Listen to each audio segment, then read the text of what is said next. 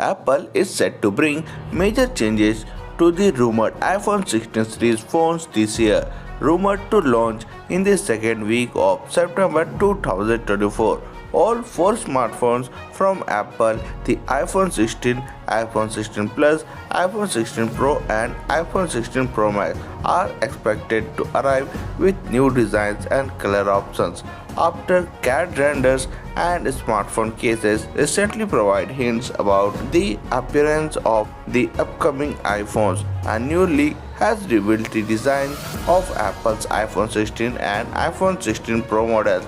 Tipster Sonny Dixon shared 3 images of dummy units for all 4 models in the iPhone 16 series via Twitter. These images gave us a sneak peek at the upcoming changes in Apple's next smartphone lineup, including redesigned rear camera layouts for the standard iPhone 16 and iPhone 16 Plus, almost similar to iPhone 12 base models. The dummy models also show the new capture button present across all 4 models, likely to control various camera and video features. Additionally, the slightly large size of the iPhone 16 Pro and iPhone 16 Pro Max is noticeable, reflecting the rumored display size increase from 6.1 to 6.3 inches and 6.7 to 6.9 inches. They also reveal the vertical rear camera setup and action button on the iPhone 16 and iPhone 16 Plus,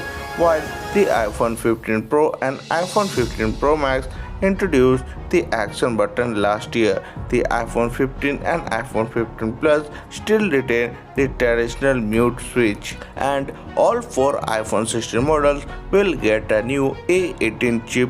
These chips are built on a 3nm process, which makes them faster and more efficient. Currently, the iPhone 15 Pro models have the A17 Pro chip, but the regular iPhone 15 models use the older A16 chip technology. Switching to the 3nm chip for all iPhone 16 models means Apple can bring the latest AI features to even the cheaper models. As per Mac rumors, iOS 18 will bring many of the new LLM features to the all iPhones, but on-device AI feature could remain exclusive to the iPhone 16.